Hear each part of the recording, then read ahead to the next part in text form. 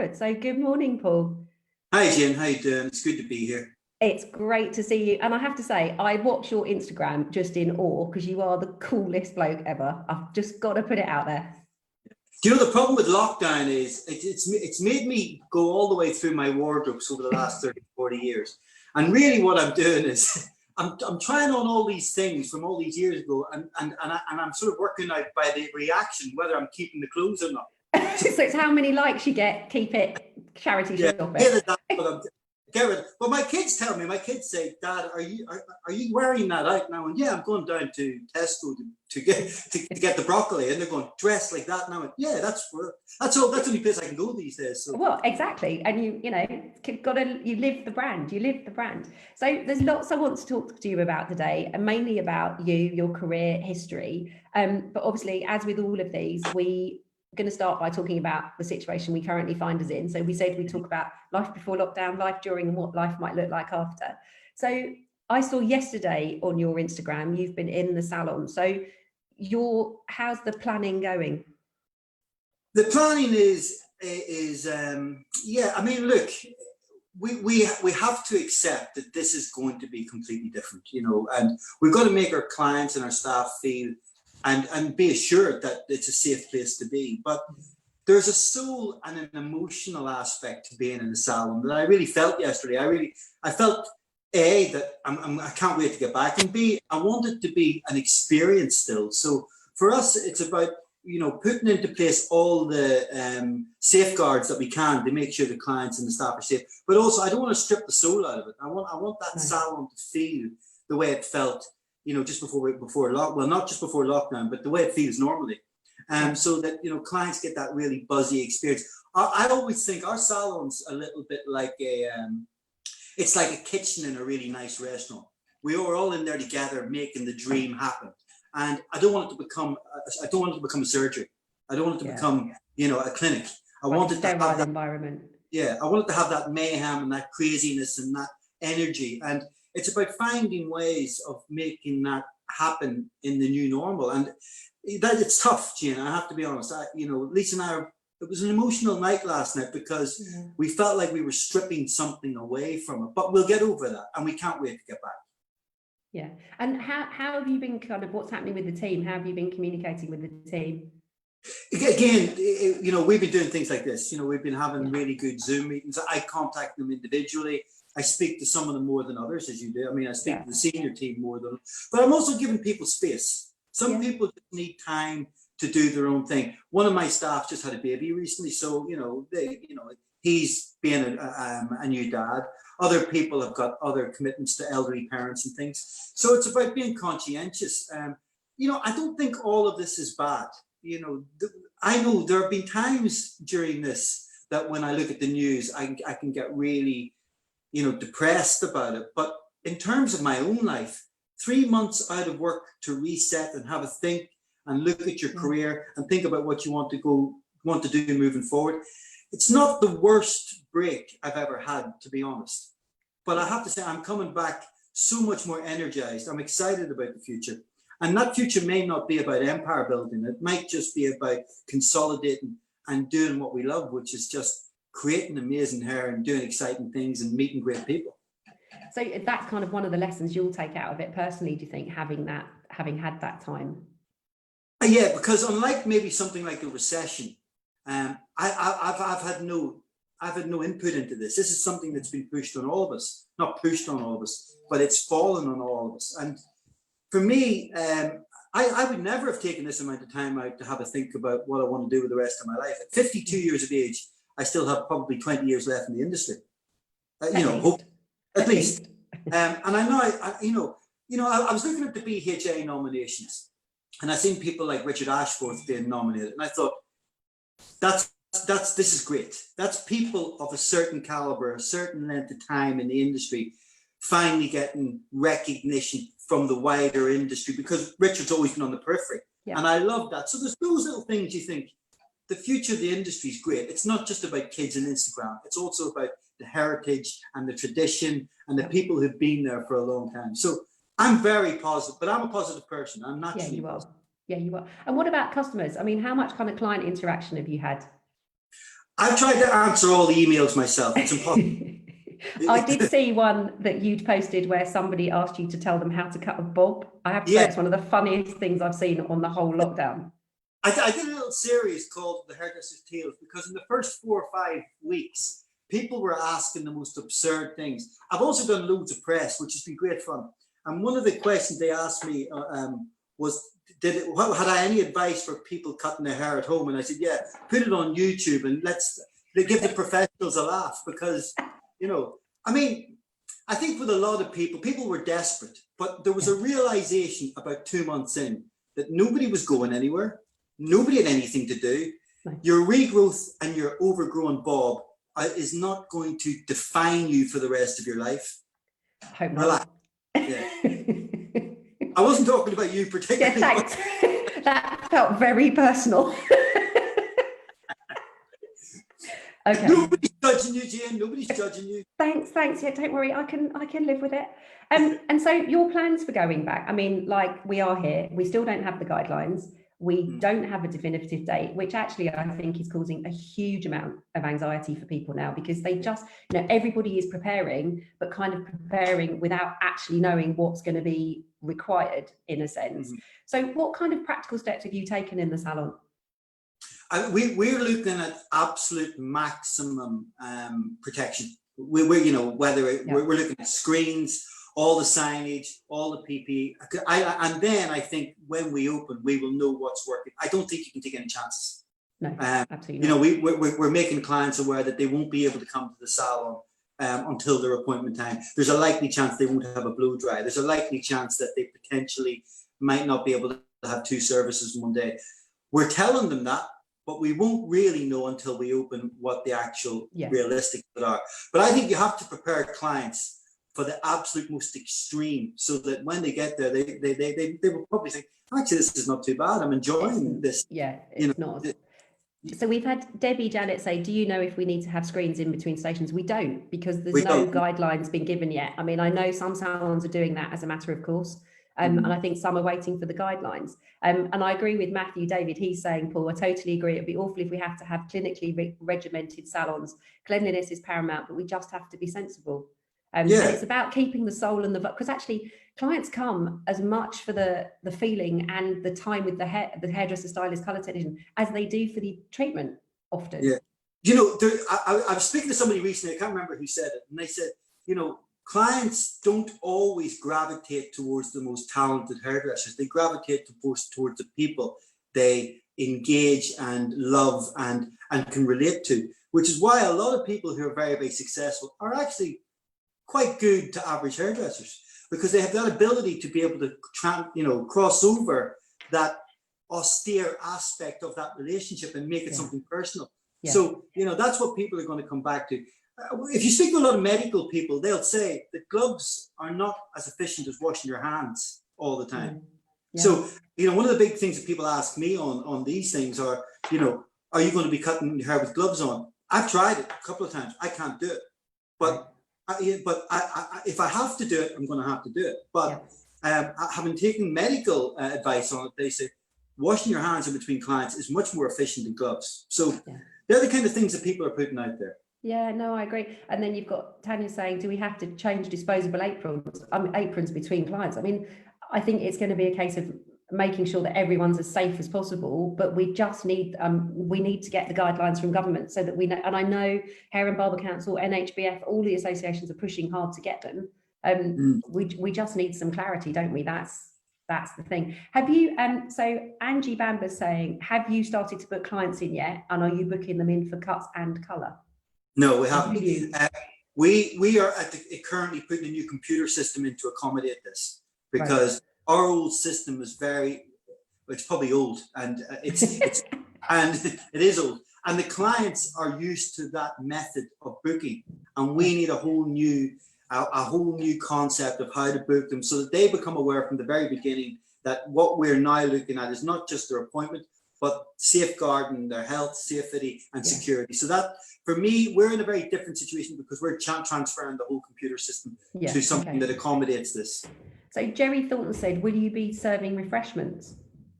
It looks like we can't. It looks like they're going to have to bring drinks with them. Yeah. I think there is potentially an opportunity to serve drinks in paper cups. Yeah. But I think that magazines, drinks, all those things, they're going to have to be put on hold until we've got a guaranteed directive that this is safe in the future. Yeah. And then, interesting, before we start talking about you, David Barnett, Paul, have you raised prices and do you feel you can still be profitable? And are you worried that team commissions will be low due to less services? The answer to that is we're going to have to, the clients will have to incur the price of securing their safety. That's, Yeah. you know, and we think there's a price on the moment by between £5 to £6 per client. Okay. So that's just the basic, that's what we're looking at. Yes, commissions are going to be affected because if we have to stick to a 40-hour week and the appointment system is going to be cut down by anything up to 50%, that's going to have an impact on staff. We're going to have meetings with every staff next week to discuss a way of them maintaining the level of work that they can do, but trying to find some sort of compromise on how we do that in terms of hours and work rates and stuff. Because it might be short term. We might be saying to staff, look, you might need to do 50 hours a week, but don't worry, it's not forever.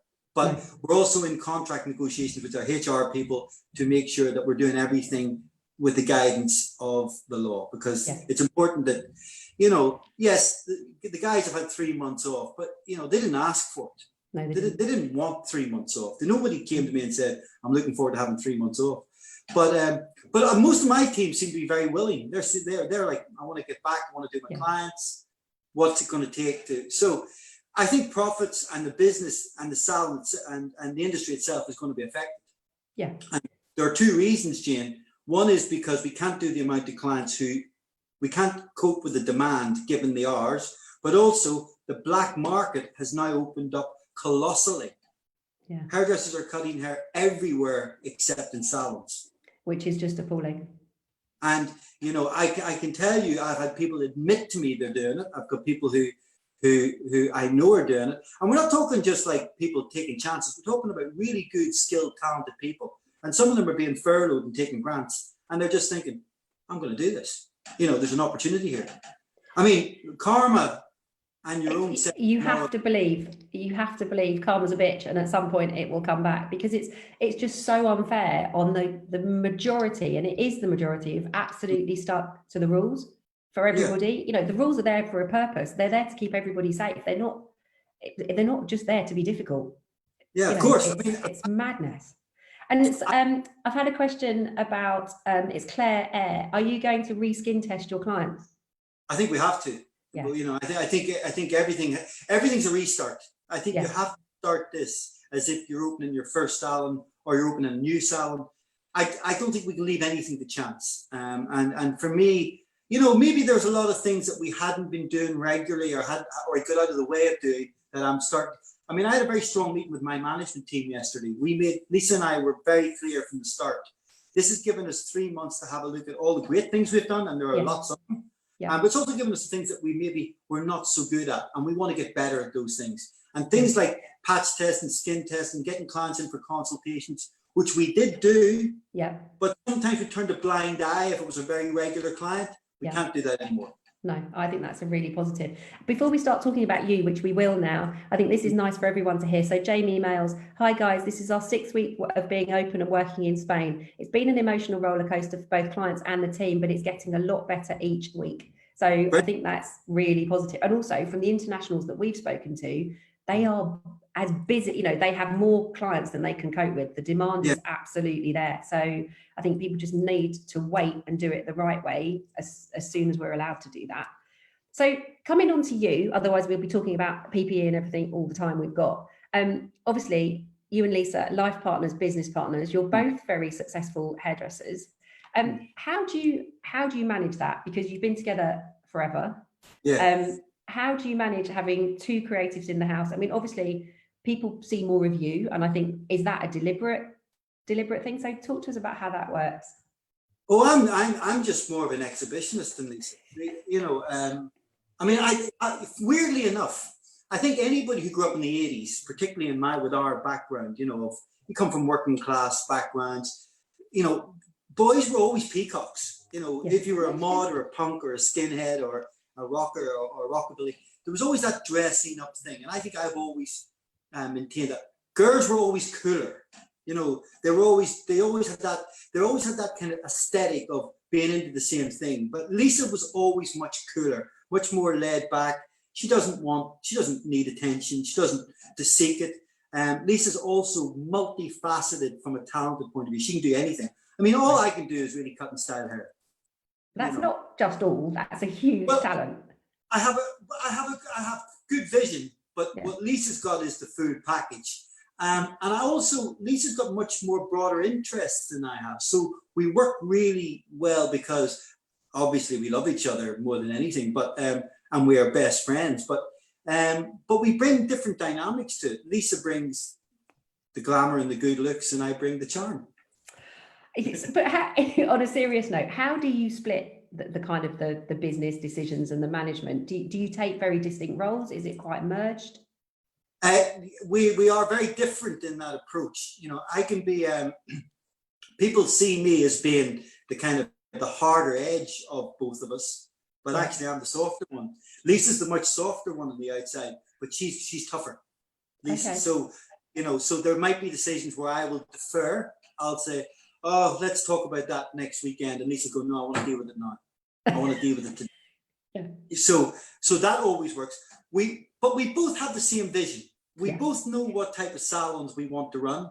And that's difficult for people to break in. It's probably why, you know, people get to a certain stage with us and they have to do their own thing, which we've always been very, you know, you should do that because we're hard to penetrate. You know, we're very strong together. And our kids are like that with us now too, you know, and if they come into the industry, it's going to be, but we bring very different things to the industry. And what Lisa's got is this kind of very classic aesthetic. And what I want is I want to kind of poke people in the back of the head and make them kind of, you know, pay attention and, you know, and if they don't like what we do, but we also have a great relationship with not only our staff, but our ex-staff, because we are exactly like them. We've started, you know, because we had a good background in hairdressing, we've got great training, we work for brilliant people, and we feel that we have to push that on. You know, when people come, so we agree on most things, but we do have a new project coming up, which is completely different, which is going to be Lisa's project, which I'm going to be a guest artist at, and I'll be excited to share that with you in the future. And that's one of the great things about lockdown. It's giving you the time and the scope. And I mean, you have two beautiful daughters. Do you think either of them are going to come into the business? They are starting to talk more about having an input. Julie's at Liverpool doing psychology, and Ava is very artistic, and she's more like me. She can be a little bit kind of an exhibitionist, and you know, she doesn't mind putting herself out there, but she's quite soulful. Right. Whereas Julie's a lot more kind of, you know, withdrawn. But they would be both suited to the industry. They like people, which is a bonus. It is definitely a bonus, definitely. Yeah. So we caught up briefly before we started talking, and you're celebrating 34 years? 36 years. 36 years this year. And you touched on kind of the 90s. Talk to us about how you feel about the 90s in hairdressing. Well, you know the way they used to say that if anybody ever remembered the 60s, they weren't there. The 90s are a bit like that because my generation of hairdressers, people like Hooker and Young and Berto Giannini, Nikki was coming through. Nikki started the celebrity hairdresser thing. Once Nikki did that in London in the early 90s, you had people in Glasgow, you had Mark Hill up in Hull, so everybody caught that wave. So the television and the radio and everybody wanted to have a local celebrity hairdresser. I was in Belfast at the time, and they couldn't find anybody else, so they chose me. And it was amazing. It was a real roller coaster. HJ came out every week. So every week you were looking at other people's collections. British Hairdressing Awards was the pinnacle. You know, I mean, being nominated was incredible, but actually getting an invite to be sitting at a table there was even an honor. Yeah. I mean, it really, so it was the golden age of hairdressing. Now, a lot of those people are still around today because here's the big thing. They were bloody good. Yeah, absolutely. They were good. You know, it wasn't social media built, you know, self-absorbed kind of navel gazing. It was actually real Errol Douglas. You know, you had these people who, you know, grafted hard, worked in great, you know, salons, you know, built their brand for the company they worked for, not for themselves, and then moved on to, you know, becoming icons of the industry. And I remember, you know, for me, I just couldn't, I mean, there was lots of things, you know, London was so cool at the time. You know, there was a real sense that this was a period of opportunity. Belfast, Northern Ireland had peace for the first time in my life. First time. Yeah, of course. Glasgow was like, you know, a European city. You know, Newcastle, Liverpool, and Leeds were literally mini Londons. Yeah, it's hard to kind of comprehend how important that was. And no social media, so nobody has any evidence of my bad behaviour. How good is it? I can look in the archives of the British Hairdressing Awards if you want me to, Paul. No, certainly look at the videos. Yeah. Do not look at the videos. But you know, it's kind of it's intoxicating stuff to think. But I never look back, because I think the industry's great today, and I think social media's done a lot of good stuff.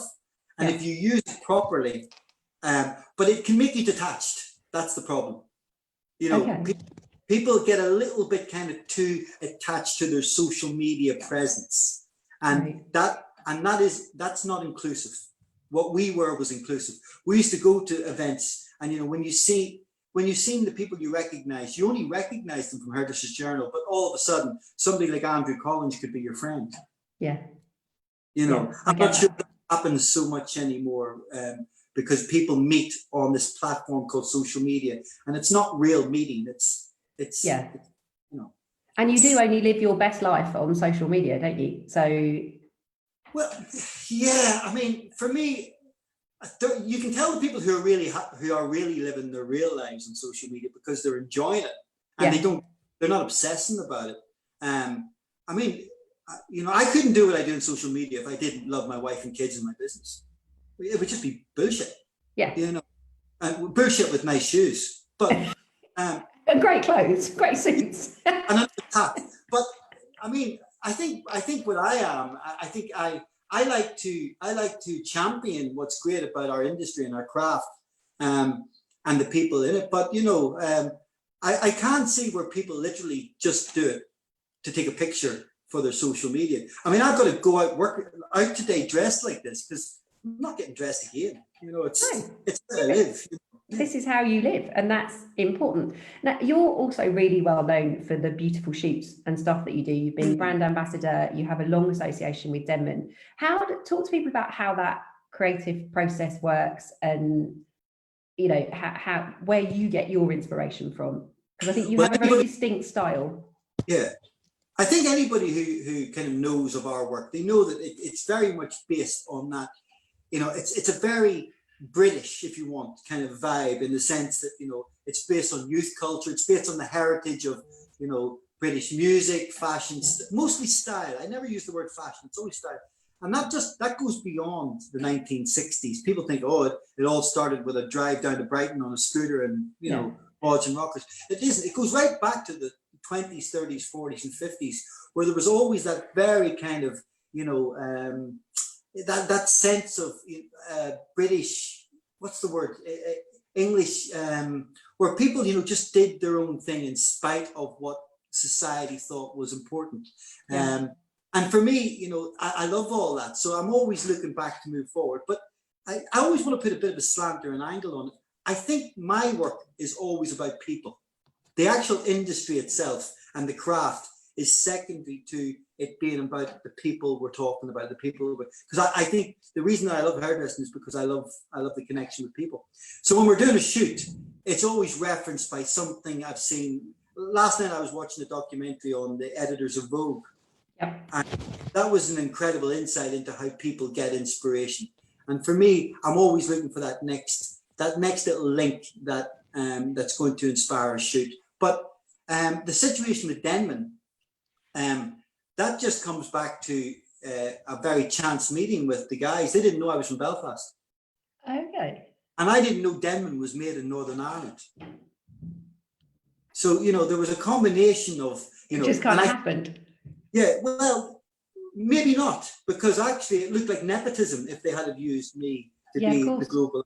Yeah.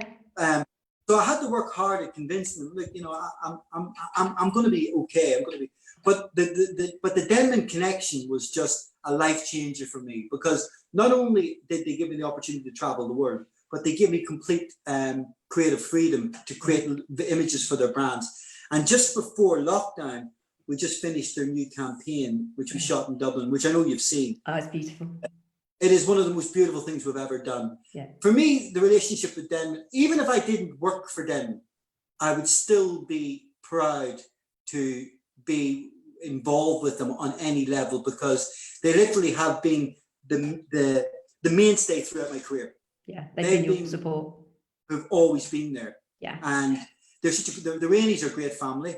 Everyone who ever works for them are like family.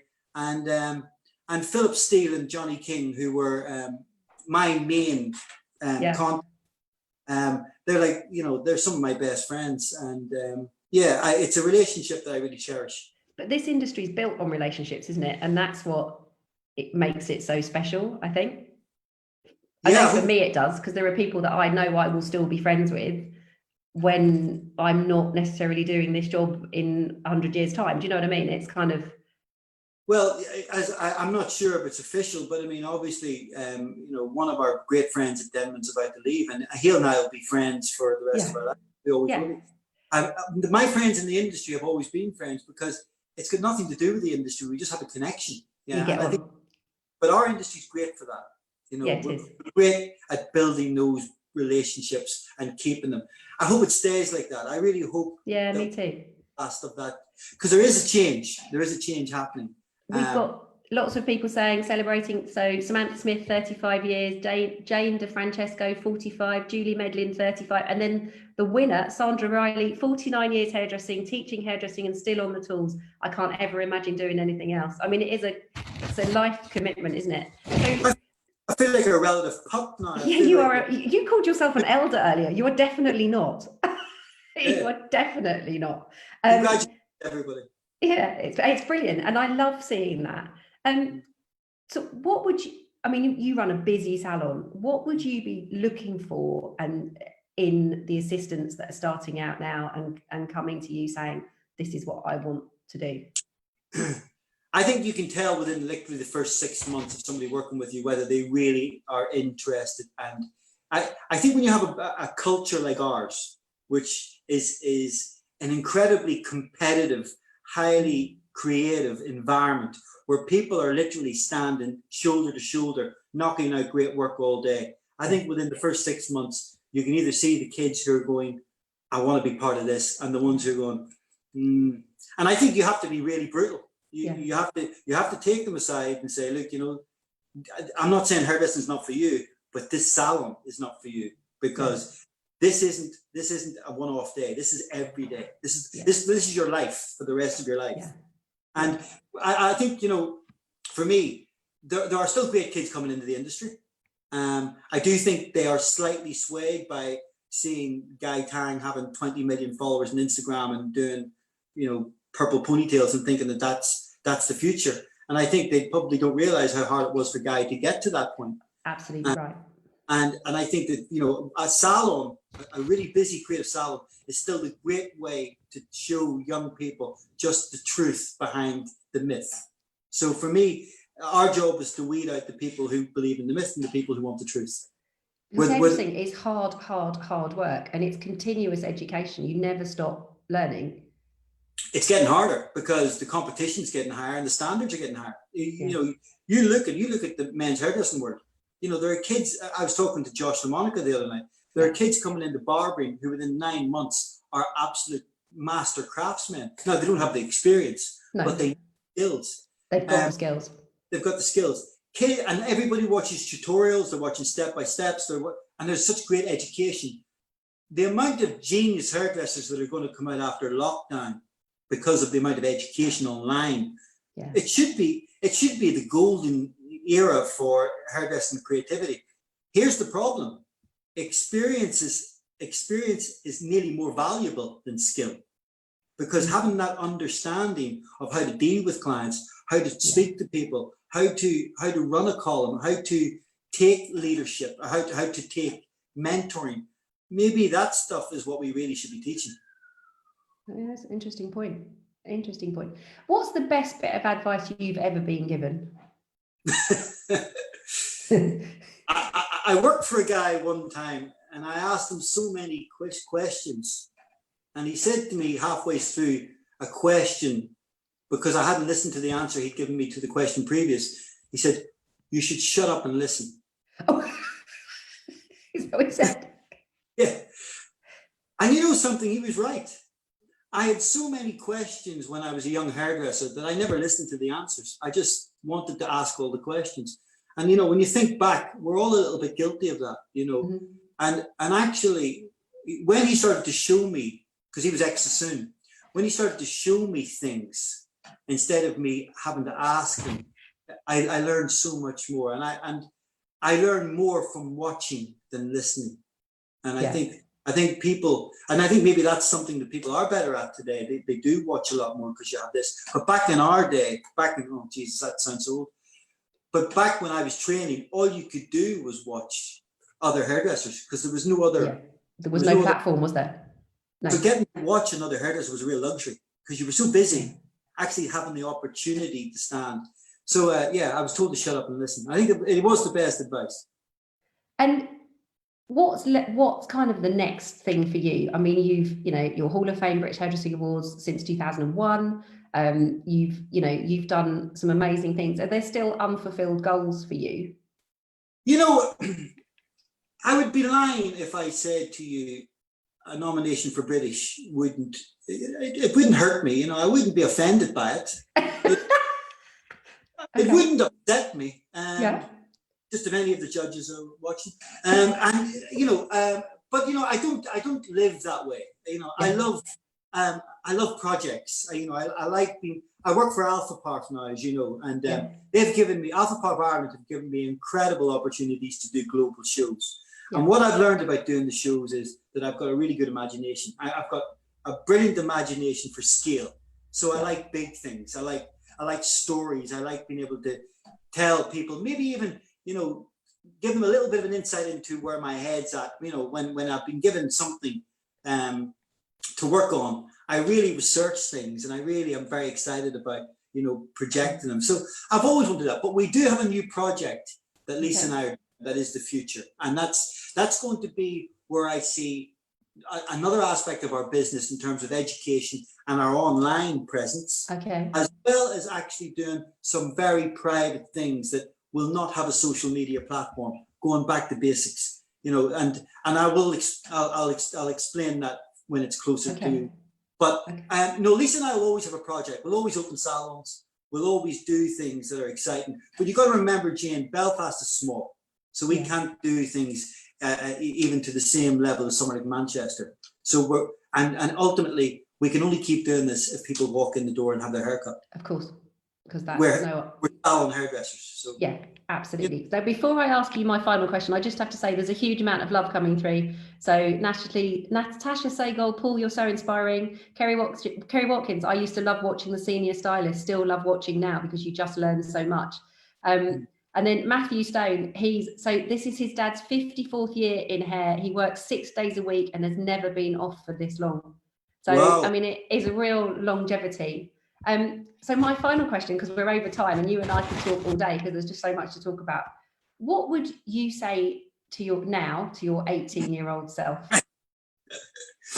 What would I say to my 18-year-old self? Maybe don't wear a full face of makeup and hair extensions on the bus into work when it's filled with rugby players. Maybe that wasn't a good idea. That wasn't a good day. Okay. So 1980, 83 or 84 was just at the rear end of the new romantic movement. And I was living in a town called Dundalk, and I decided that, you know, I did wear a lot of kind of makeup and hair extensions. I was quite, you know, flamboyant. Can you post some pictures of this on your Instagram so we can all share? Absolutely not. I tried.